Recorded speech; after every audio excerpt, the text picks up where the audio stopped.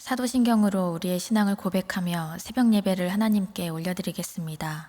전능하사 천지를 만드신 하나님 아버지를 내가 믿사오며 그 외아들 우리 주 예수 그리스도를 믿사오니 이는 성령으로 잉태하사 동정녀 마리아에게 나시고 본디오 빌라도에게 고난을 받으사 십자가에 못 박혀 죽으시고 장사한 지 사흘 만에 죽은 자 가운데서 다시 살아나시며 하늘에 오르사 전능하신 하나님 우편에 앉아 계시다가 저리로서 산 자와 죽은 자를 심판하러 오시리라.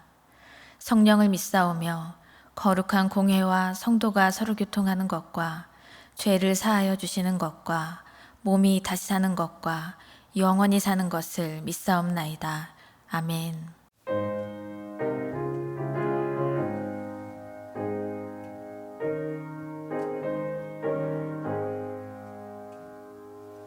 위대하신 구세주여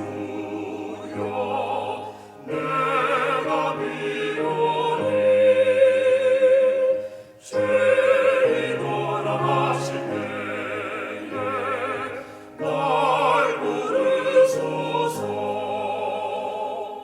주여 주여 내가 비오니 죄인으로 하실 때에 날 부르소서. 자비하신 보좌 앞에 꿇어 엎드려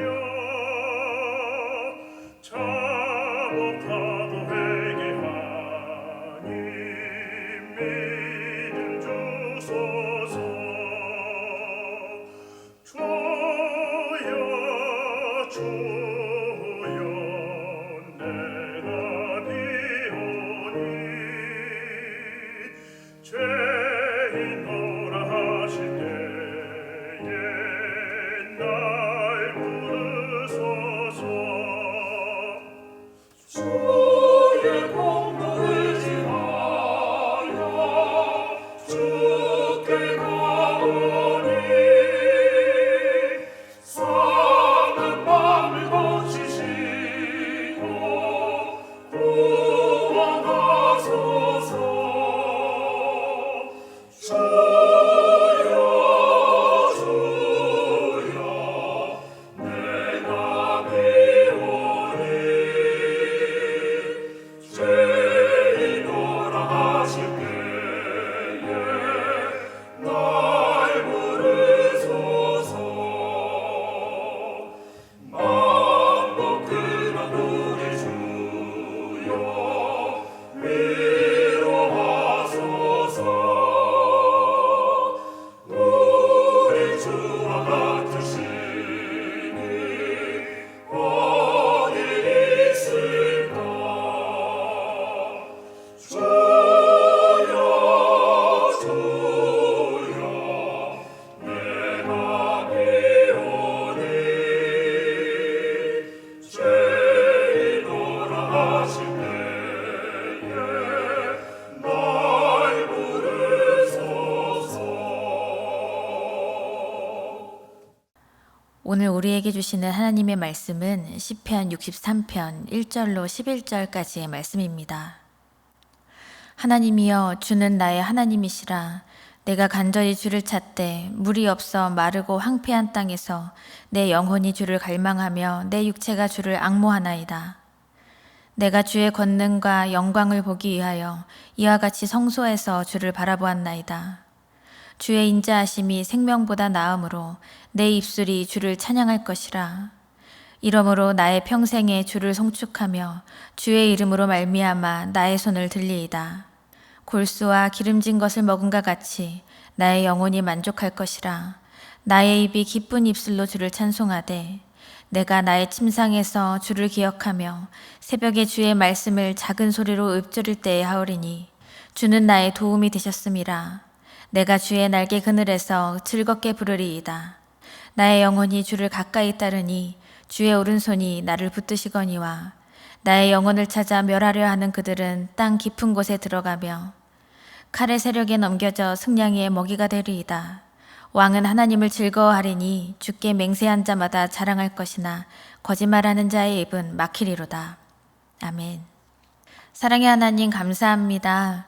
오늘도 우리를 예배자로 부르시고 하나님의 임재를 간구하며 주 앞에 서게 하시니 감사합니다. 영원한 생명으로 인도하시는 하나님, 우리가 하나님의 변치 않으시는 사랑과 그 구원의 은혜를 잊고 매일매일의 삶을 살아갈 때에 모든 소망을 하나님께로 두고 믿음으로 승리할 수 있도록 날마다 인도하여 주시옵소서. 우리가 때때로 만나게 되는 고난과 때로는 광야와 같은 삶 속에서도 간절히 주를 찾고 주님만을 갈망하는 백성 되기 원합니다. 그렇게 주님을 의지하며 광야에서 일어나 하나님의 그 인자하심과 그 사랑을 생명보다 귀히 여기며 그 믿음 가지고 넉넉히 문제 가운데 승리할 수 있도록 우리를 인도하여 주시옵소서. 예수님의 이름으로 감사하며 기도드립니다. 아멘. 하루의 첫 시간을 하나님께 올려드리며 이 시간 예배의 자리에 나오신 모든 성도님들 가운데 하나님 아버지의 크신 평강과 은혜가 충만하게 임하시기를 간절히 축원합니다. 저희가 그동안 이사야서 말씀을 묵상하였는데요. 이제 오늘부터 시편 말씀을 만나게 됩니다.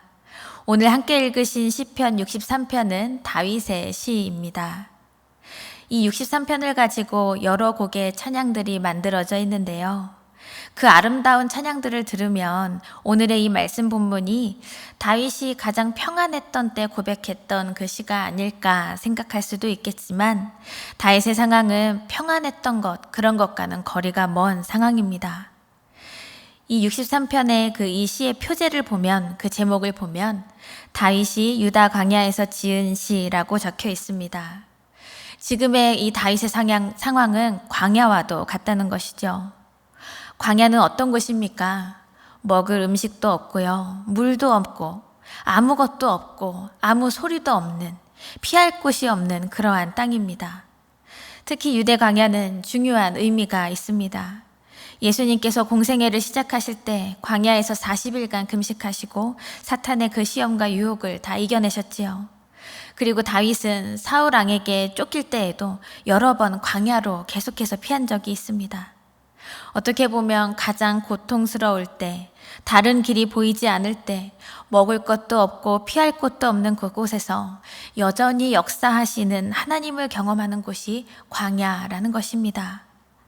오늘 본문은 다윗의 고난과 역경 중에 어느 시기일까 살펴보자면 사울을 피해서 광야에 도피하고 피해 다니던 시기라고 우리가 쉽게 생각할 수도 있겠지만 오늘 본문 후반부에 11절에서 다윗이 왕은 하나님을 즐거워하리니 라고 표현하면서 왕의 신분을 드러내고 있는 걸 볼 수 있습니다.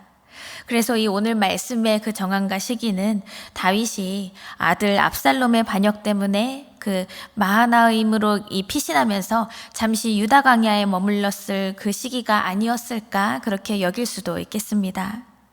오늘 말씀 1절을 보시면 하나님이여 주는 나의 하나님이시라 내가 간절히 주를 찾되 물이 없어 마르고 황폐한 땅에서 내 영혼이 주를 갈망하며 내 육체가 주를 앙모하나이다 고백합니다. 다윗이 자신의 상황을 황폐한 땅, 광야와 같다고 여기고 있는 것이죠. 마르고 황폐한 것은 다윗이 서 있는 땅만이 아니었습니다. 다윗의 영혼도 육체도 다 그러하다는 것입니다. 다윗은 어느 누구도 쉽게 이해할 수 없는 그러한 사건을 겪었는데요. 바로 아들 압살롬의 반란 사건이지요. 아들이 그 아버지를 대적하여서 반란을 한다? 이것이 얼마나 낙심되고 괴로운 일일까요? 사랑으로 키운 자녀가 아버지를 무너뜨리겠다고 계략을 세우고 죽음의 길로 몰아넣는다는 것 자체가 우리는 잘 상상이 되지 않습니다. 아무리 한 민족의 국가의 왕이라고 하여도 풍성한 재물이 있다고 하여도 아들의 칼과 아들의 군대에 쫓겨다니는 인생은 무의미할 것이고 탄식 그 자체일 것입니다. 그런데 아무것도 없는 그 황폐한 땅에서 이 다윗이 오늘 찾고 있는 것이 있습니다. 다윗이 찾는 그 단 한 가지가 바로 하나님이라는 것입니다. 사람이 정말 광야에서 물을 찾아서 허덕이고 헤매이듯이 그 이상으로 하나님을 간절히 찾고 갈망하고 있는 것이 지금 다윗의 고백이라는 것이죠. 오늘 이 말씀에서 간절히라는 말은 원문으로 보면 일찍이라는 의미를 가지고 있습니다. 그리고 여기에는 착실하게 그리고 수고를 아끼지 않고라는 뜻까지 포함하고 있습니다. 다윗은 하나님의 은혜를 날마다 경험한 사람이었습니다. 그리고 그 은혜를 깊이 찬양하고 그 하나님을 향하여서 믿음으로 고백하는 그러한 인생을 살아왔던 것이죠. 다윗에게 하나님은 여전히 신실하신 분이었기 때문에 광야에서 간절히 물을 찾는 사람처럼 고난 중에서도 이 다윗은 하나님 한 분만을 찾고 있다는 것입니다. 어떻게 보면 다윗에게 하나님은 수단이 아니라 목적 그 자체였기 때문입니다. 나의 인생에 하나님을 맞춰가는 것이 아니라 다윗의 인생은 온전히 하나님을 향하였기 때문에 다윗의 그 인생 중 고난 중에서도 다윗은 여전히 하나님을 향할 수밖에 없었습니다. 다윗은 내 영혼이 주를 갈망하며 라고 고백하고 있는데요. 그렇다면 갈망한다는 것은 또한 무엇이겠습니까? 시편 42편을 보면 주를 찾고 갈망한다는 이 고백이 유명한 고백이 있는데요. 1절 2절을 보시면 하나님이여 사슴이 시냇물을 찾기에 갈급한 같이 내 영혼이 주를 찾기에 갈급하나이다. 내 영혼이 하나님 곧 살아계신 하나님을 갈망하나니 내가 어느 때에 나아가서 하나님의 얼굴을 배울까 고백합니다. 그렇다면 여러분, 갈급한 심정으로 하나님을 구하셨던 때가 있으신가요? 우리의 인생도 때로는 숨쉬는 시간 그 자체가 광야 같은 곳에 있는 것 같은 경험할 때가 얼마나 많이 있나요? 황폐한 땅에 서 있는 우리에게 필요한 것은 바로 하나님의 임재밖에 없는 것입니다. 나를 괴롭게 하고 곤고하게 만드는 그 모든 문제 앞에서 우리의 믿음은 감정에 치우쳐서 하나님을 수단으로 삼을 때가 얼마나 많았는지요. 하나님께서 부어주신 그 은혜가 당연한 것으로 여겨지면 하나님을 그저 내 인생의 자판기로 취급하는 그 죄를 지을 수밖에 없게 되는 것입니다. 그러므로 여러분, 우리는 날마다 하나님을 갈망해야 합니다. 하나님이 아니면 안 된다는 그 심정으로 날마다 하나님의 사랑과 은혜의 품에 거해야 할 것입니다.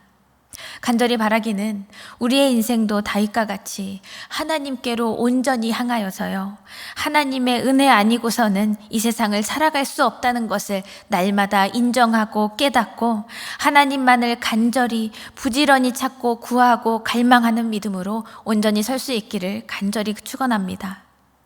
다윗은 계속해서 간절히 하나님을 찾고 있습니다. 2절 말씀을 보시면 내가 주의 권능과 영광을 보기 위하여 이와 같이 성소에서 주를 바라보았나이다. 다윗이 과거에 예루살렘의 그 성소에서 하나님을 만났던 것처럼 그가 경험하였던 주님의 권능과 그 영광이 이 도망자 다윗, 곤고함 가운데 있는 광야 가운데 있는 것 같은 이 다윗에게 필요한 상황이라는 것이죠. 그것을 기대하면서 다윗은 계속해서 주님을 찾고 부르짖고 있는 것입니다. 이어서 3절 말씀을 보시면 주의 인자하심이 생명보다 나음으로 내 입술이 주를 찬양할 것이라 고백합니다. 다윗이 거칠은 광야에서 하나님의 임재를 간구하는 이 구체적인 이유가 이 바로 3절 속에 있는 것입니다. 하나님의 인자하심이 생명보다 좋고 귀하기 때문입니다. 주의 인자하심, 이 인자하심은 사랑과 같은 의미로 보아도 무방합니다. 여기서 인자, 사랑의 의미는 히브리어로 헤세드라는 뜻으로 보는데요. 헤세드는 하나님의 사랑이 실패하지 않는 사랑, 변치 않는 사랑, 용서와 구원의 은총을 명확히 드러내는 사랑, 그러한 사랑과 그 인자하심을 말하고 있습니다. 다윗은 하나님의 이러한 헤세드를 경험했기 때문에 하나님의 인자하심이 없이는 단 한순간도 살 수 없다는 것을 깨닫고 살아오고 있는 것이죠.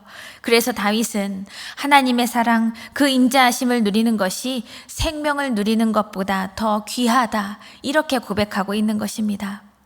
사랑하는 여러분, 그렇다면 우리에게 최고의 가치는 무엇입니까? 다윗처럼 그 모든 것보다, 그 모든 생명보다도 하나님의 사랑 누리는 것이 최고의 가치입니다. 이러한 고백을 올려드릴 수 있으시겠습니까? 주의 인자하심이 생명보다 나음으로 내 입술이 주를 찬양할 것이라.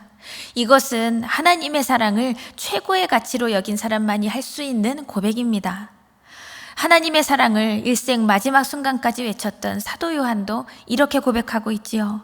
요한일서 4장 10절에서 보시면 사랑은 여기 있나니 우리가 하나님을 사랑한 것이 아니요 하나님이 우리를 사랑하사 우리 죄를 속하기 위하여 화목제물로 그 아들을 보내셨음이라.